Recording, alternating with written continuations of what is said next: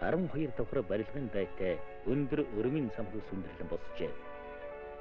Сүүлийн жилүүдэд хийсэн судалгаагаар манай орны нутагт газрын тосны 3 сав газар тогтоогдсны Тамсаг, Зүүнбэнгийн сав газарт хайгуулан ажил эхлээд байна. 1997 оны 6 дугаар сарын 6-ны өдрийн 16 цаг 35 минутад Тамсгийн сав газрын 19 дугаар талбайн 3 дахь цооногоос газрын тос ориглон гарлаа. Газрын тос 9 атмосферын даралтайгаар оргилж гарах тохиолдол маш ховор байдаг. Энэ бол Монголд газрын тос ориглон гарсан анхны тохиолдол гэж энд ажиллаж байгаа Америкийн нэгдсэн улсын Соко компани болон Монголын мэргэжилтнүүд ярьж байна.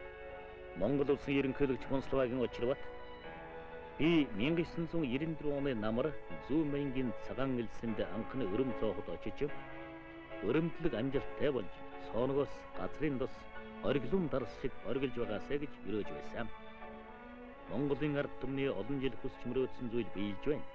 Ийм учраас энэ тосны дээжээс ард түмнээ төлөөлөөд дээлэн мялаагээд ухаан шаргал Даавууд ээлийнхэн ингрийг мялаагаад их орныхон газрын тосны их баялагийг ард түмэндээ нээгээд өгч гэмсэн гэж хичнээн зүтгэж явсан хэрэг маань бүтлээ гэж сэтгэл догтлон хэлж байлаа.